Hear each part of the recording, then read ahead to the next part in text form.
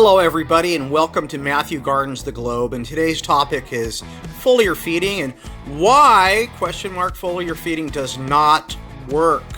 Look, triple underline, not work.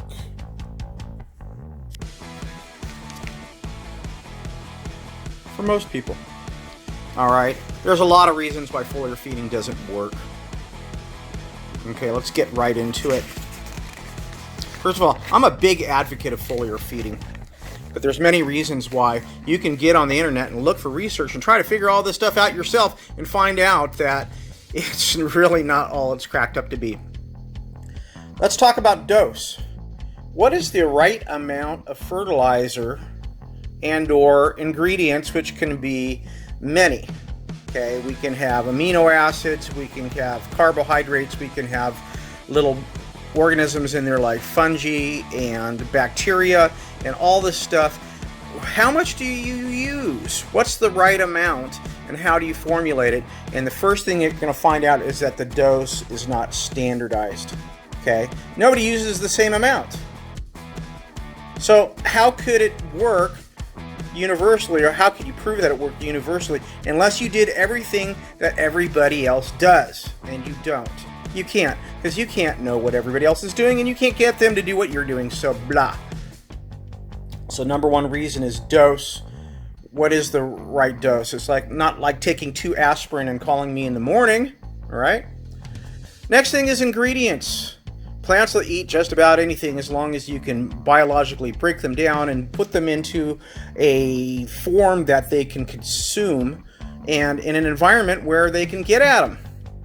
And there's lots of reasons for that.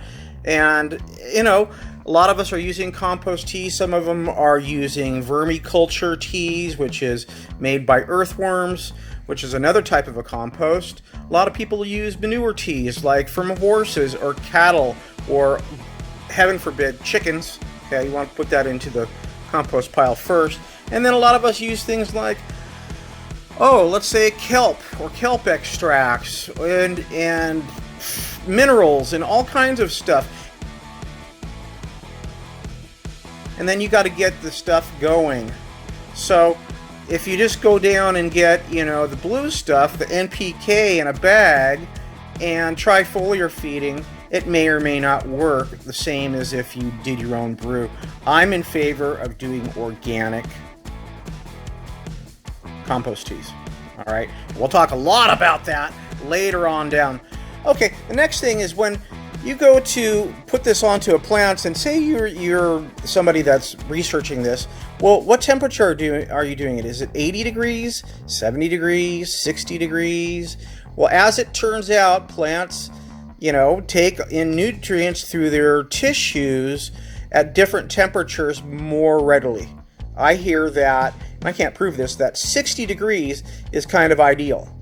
In the middle of summer, it may never drop down to 60 degrees. So your ability to foliar feed may not work. So temperature has a lot to do with this. If you go out in the middle of the day and try foliar feeding and don't get any results because it's 85 degrees or it's 55 degrees or 35 degrees, you're going to get different results from the temperatures. Also, plant type. Different plants take up nutrients through their leaves differently. Obviously, plants with big leaf surfaces, think like grape leaves, are a lot more easy to feed through the leaves than thing with bitty leaves. And I'm trying to think of a bitty leaf plant, maybe a strawberry's got a smaller leaf compared to that, or certain trees. Now, certain plant leaves have coatings on them to keep the sun out, like a sunscreen, like a glaucous coating, or they have waxy coatings, this and that. Well, in this case, a plant type really has a lot to do with whether foliar feeding works. In general, the more temperate you go towards the poles, the smaller the leaves get. The more you go towards the tropics, the bigger the leaves get, and plant type will affect. One thing for sure is when it rains or there's dew, mist, any kind of precipitation, plants start feeding through their leaves and their tissues. And of course, if you're foliar feeding, what doesn't go through the leaf through gravity will go down and feed the roots. One thing for sure, foliar feeding plus root feeding is superior to root feeding alone, and we'll get into that later. Okay, next thing is water source. Not all water is created equal. A lot of them have lots of minerals in them, you know. But if you're using a source that's a municipal source, it often comes with chlorine.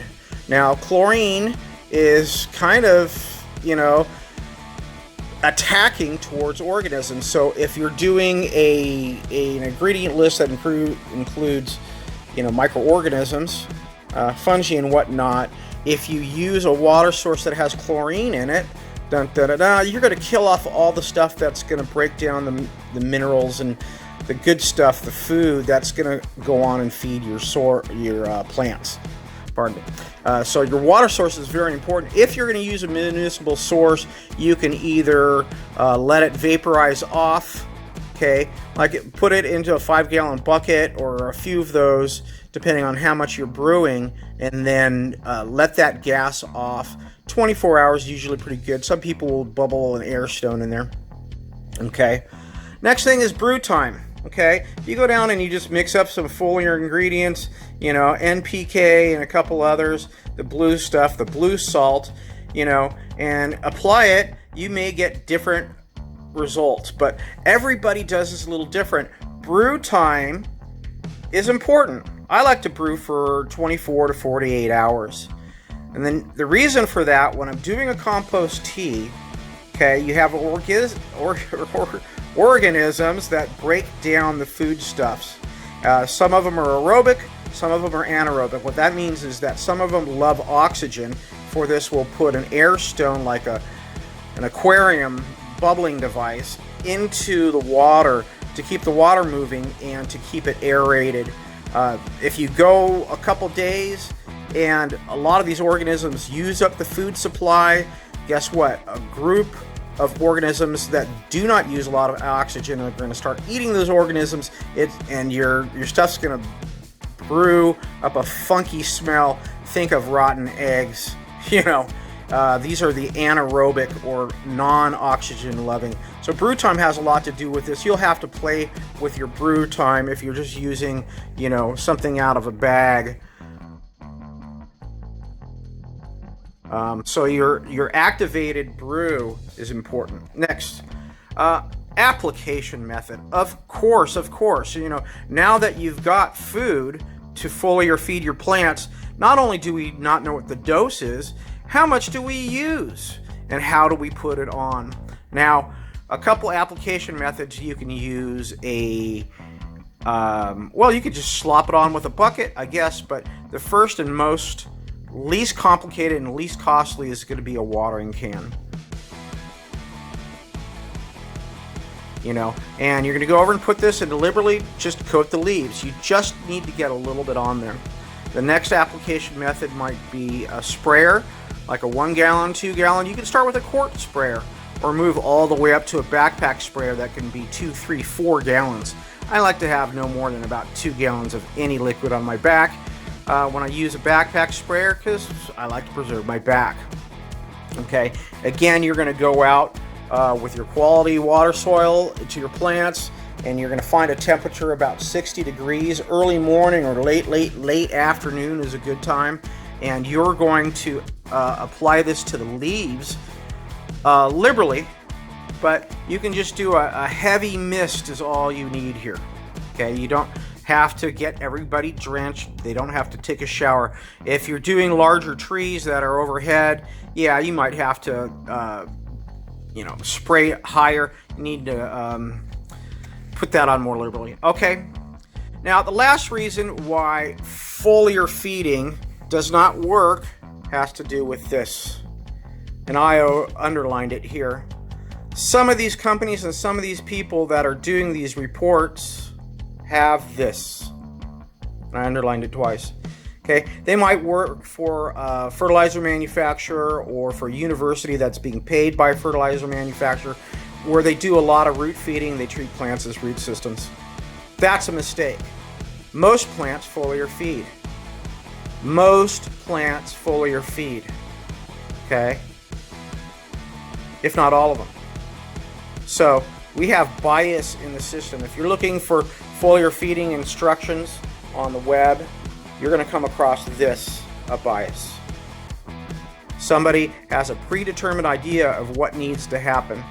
Now, I'll say this, that as far as foliar feeding goes, okay, if you have a really developed soil with lots of Gucci ingredients and lots of soil life in it, foliar feeding doesn't work so good because the roots are already doing their jobs. But if you're in a poor soil,